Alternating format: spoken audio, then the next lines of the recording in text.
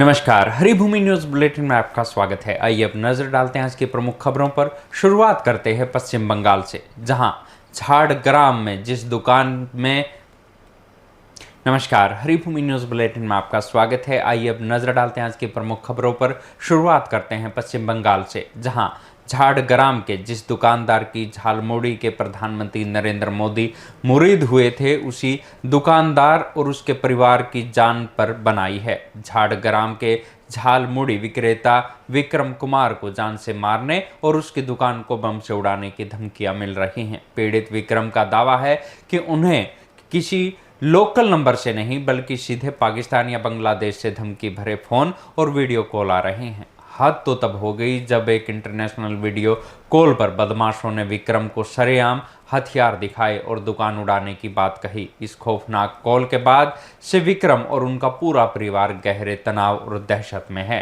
अगली खबर दिल्ली से। 2020 दिल्ली दंगों के मामले में यूएपीए के तहत जेल में बंद उमर खालिद को दिल्ली हाई कोर्ट से बड़ी राहत मिली है। कोर्ट ने उमर खालिद को अपने बीमार मां की सर्जरी और पारिवारिक कार्यक्रम में शामिल होने के लिए अंतरिम जमानत दे दी है। उमर खालिद कुल 3 दिनों के लिए जेल से बाहर आएंगे। हाईकोर्ट के आदेश के मुताबिक उन्हें 1 जून के सुबह 7 बजे रिहा किया जाएगा और 3 जून को शाम 5 बजे तक उन्हें वापस जेल में सरेंडर करना होगा। हालांकि कोर्ट ने इस राहत के साथ कई कड़ी शर्तें भी लगाई है।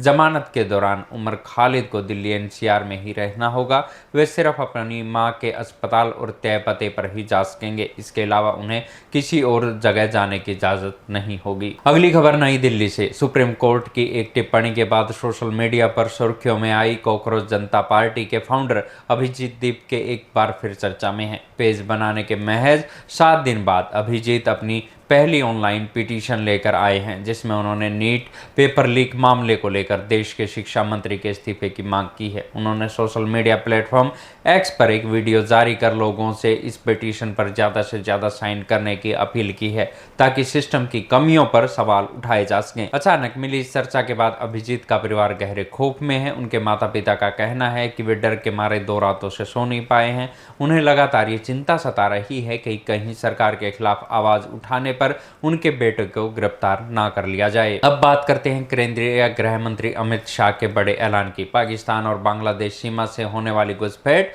और तस्करी पर लगाम लगाने के लिए केंद्र सरकार ने एक बड़ा मास्टर प्लान तैयार किया है। केंद्रीय गृह मंत्री अमित शाह ने ऐलान किया है कि अगले 1 साल के भीतर करीब 6000 किलोमीटर लंबी सीमा पर स्मार्ट बॉर्डर सुरक्षा सिस्टम लागू किया जाएगा। इस हाईटेक प्रोजेक्ट के तहत अब सीमा की सुरक्षा सिर्फ जवानों के भरोसे नहीं बल्कि आधुनिक हथियार के जरिए होगी। संवेदनशील इलाकों में 24 घंटे पैनी नजर रखने के लिए ड्रोन, रडार और एडवांस कैमरों का एक अभेद्य सुरक्षा ग्रिड तैयार किया जाएगा।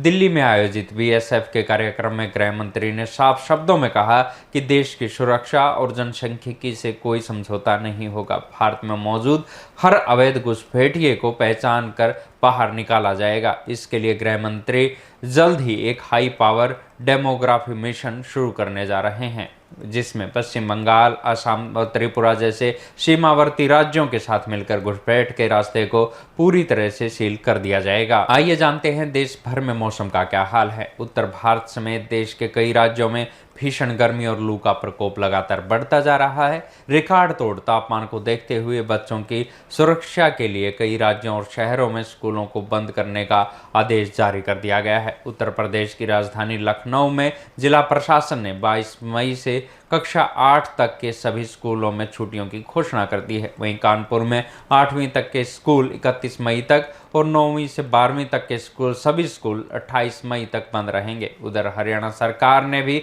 बड़ा फैसला लेते हुए राज्य के सभी सरकारी और प्राइवेट स्कूलों में 25 मई से 30 जून तक के लिए गर्मियों की छुट्टियों का आधिकारिक ऐलान कर दिया है। इसके अलावा बिहार की राजधानी पटना में भी हीट वेव को देखते हुए 22 से 26 मई तक 5वीं कक्षा के स्कूलों को पूरी तरह से बंद रखने का आदेश दिया है, जबकि बड़ी कक्षाओं के समय में बदलाव किया गया है। ऐसी ही खबरों से जुड़े रहने के लिए देखते रहिए हरिभूमि टीवी। और अधिक खबरों को विस्तार से जानना है तो हरिभूमि अखबार पढ़ें या हरिभूमि की वेबसाइट पर जाएं।